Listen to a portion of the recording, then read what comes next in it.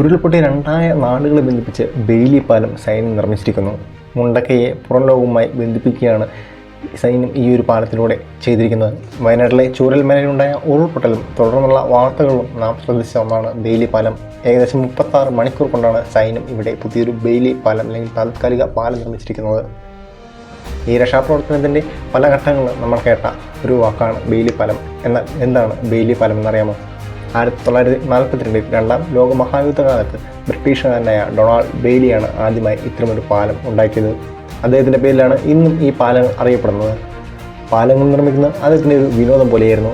പലതരത്തിലുള്ള പാലത്തിൻ്റെ മാതൃകകൾ അദ്ദേഹം നിർമ്മിച്ച് സൂക്ഷിച്ചിരുന്നു. അത്തരത്തിൽ നിർമ്മിച്ച ഒരു പാലത്തിൻ്റെ മാതൃക അദ്ദേഹം തൻ്റെ മേലുദ്യോഗസ്ഥനെ കാണിച്ചു. പാലത്തിൻ്റെ ഉപയോഗക്ഷമത മനസ്സിലാക്കിയ ആ മേലുദ്യോഗസ്ഥൻ പാലം നിർമ്മിക്കാൻ അനുമതി നൽകി. തുടർന്ന് പലതരത്തിൽ ഈ പാലം നിർമ്മിച്ച് പരീക്ഷിച്ചു. മുൻകൂട്ടി നിർമ്മിക്കപ്പെട്ട ഘടകങ്ങൾ കൂട്ടിയോജിപ്പിച്ച് എളുപ്പത്തിൽ നിർമ്മിക്കാവുന്നതും എടുത്തു മാറ്റാവുന്നതും തരത്തിലുള്ള താത്കാലിക പാലമാണ് ബെയിലി പാലം. ഉരുക്കും തടിയുമാണ് പാലത്തിൻ്റെ പ്രധാന ഘടകങ്ങൾ. താരതമ്യേന ഭാരക്കുറവുള്ള ഘടകങ്ങൾ. നിർമ്മാണ സമയത്ത് ട്രക്കുകൾ എത്തിക്കാൻ എളുപ്പമാണ്. അടിയന്തര ഘട്ടങ്ങളിലാണ് ഇവ പ്രയോജനപ്പെടുക. ചെറിയ വാഹനങ്ങൾക്ക് പോകാൻ കഴിയുന്ന തരത്തിലാണ് ഇവയുടെ നിർമ്മാണം.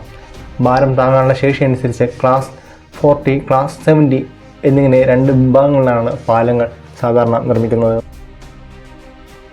ഇന്ത്യയിൽ ആദ്യമായി സിവിലിയൻ ആവശ്യങ്ങൾക്കായി ഒരു ബെയിലി പാലം നിർമ്മിക്കുന്നത് നമ്മുടെ കേരളത്തിലാണ്.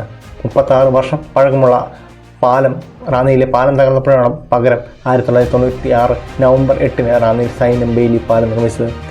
രാജ്യത്ത് ആദ്യമായി സൈനിക ആവശ്യത്തിനായി ബെയിലി പാലം നിർമ്മിച്ചത് കാശ്മീരിലാണ്. ലഡാക്കിലെ ദ്രാസ് നദിക്കും സൂറു നദിക്കുമിടയിൽ ആണ് ഈ ഒരു പാലം നിർമ്മിച്ചത്. ഇതിന് 30 മീറ്റർ ഏകദേശം 98 അടി നീളമാണ് ഉണ്ടായിരുന്നത്. സമുദ്രനിരപ്പിൽ നിന്നും 5602 മീറ്റർ ഉയരത്തിലാണ് ഈ ഒരു പാലം ഇന്ത്യൻ ആർമി അവിടെ നിർമ്മിച്ചത്.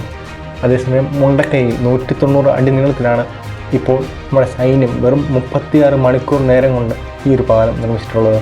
24 ടൺ ഭാരം വഹിക്കാൻ ശേഷിയുള്ള പാലമാണിത്.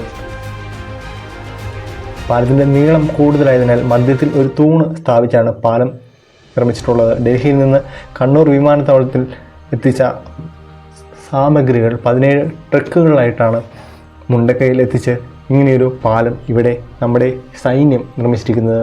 ഈ ഒരു പാലം അവിടുത്തെ രക്ഷാപ്രവർത്തനത്തിൻ്റെയും മറ്റുള്ള കാര്യങ്ങളുടെയും വേഗത കൂട്ടുമെന്ന് ഉറപ്പിച്ച് തന്നെ പറയാം.